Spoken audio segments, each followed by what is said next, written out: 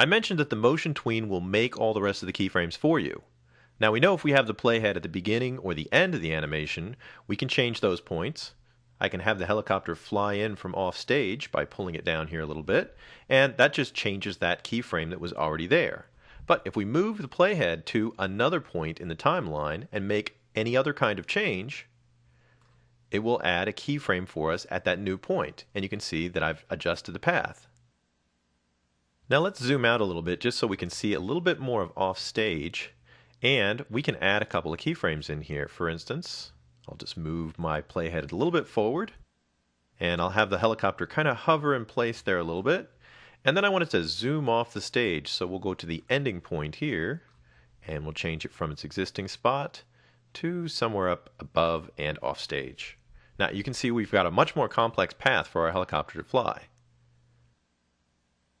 Of course, all we've changed so far is the position of the helicopter, and there's actually a lot more that tweens can handle.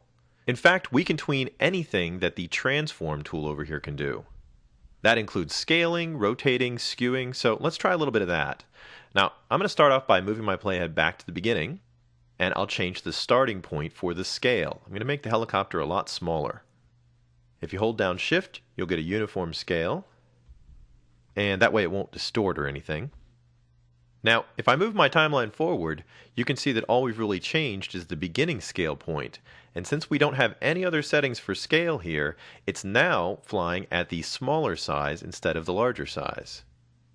Let's move our timeline down to the end of the animation. And let's make a change to the scale here. Again, I'm going to hold down Shift to make sure I don't distort it. And I'm going to make it pretty big there. Now we have a scale change at the end and at the beginning of the animation. So that's going to create a tween for the scale. And you can see the helicopter gets smaller as we move back towards frame 1. Now let's try a little bit with rotation. I'm going to move the playhead about to the middle point. And we've still got our transform tool selected, so let me just position my cursor right outside the corner, and we'll drag up a little bit. Now so far that's the first change we've made to rotation, and it made a corresponding keyframe right at the playhead location. But keep in mind there's always a start setting at the very beginning keyframe down here. So if I move my playhead backwards, you can see that the helicopter will slowly rotate back towards its initial position. But as we go forwards, it's going to hold that spot, because we haven't made any changes from that point, until it goes off the stage. We've already seen how you can stretch a tween to change the number of frames and control the speed, so let's see what happens when we have multiple keyframes. I can still pull the animation and make it shorter. Remember, that's going to make it faster, and notice it still moves all these keyframes with it, so my helicopter still has the same basic motion, it's just faster all the way along. The same thing happens if I stretch it out. I'm going to go ahead and pull it out till it's the full 60 frames that we were working with originally, and you can see that the keyframes have spread themselves out as well.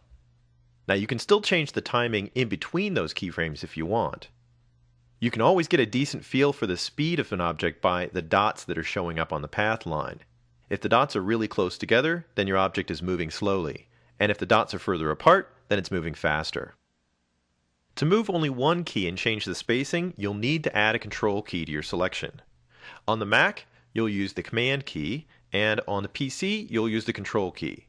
So I'm on the Mac, I'll hold down the Command key, and I'm going to click on this keyframe right here, and you can see how the dark blue in the area indicates how I've selected just that one keyframe. Now that I've selected that keyframe, I can actually drag it around and move it in relation to the others. If I move it this way, I'm making this side of the animation, or the beginning part, much slower, and I'm actually making the next segment a little bit faster. What I'd like to do is have a little hover in this segment and have it fly off really fast at the end. So I'm going to hold the Command key down again and click on this keyframe, and I'll just move that keyframe down towards the end of the animation. That speeds up the fly off and makes it hover a little bit more slowly right in the middle here. Let's see how that all looks. We'll go up to Control, I'll do a quick rewind, and we'll hit play.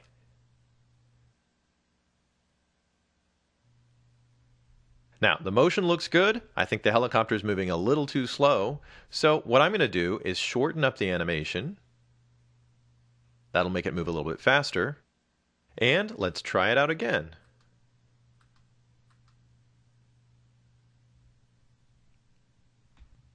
Now to clean it up, I'll just drag the chopper layer behind the building layer, and we'll see our chopper kind of come out from behind the buildings now.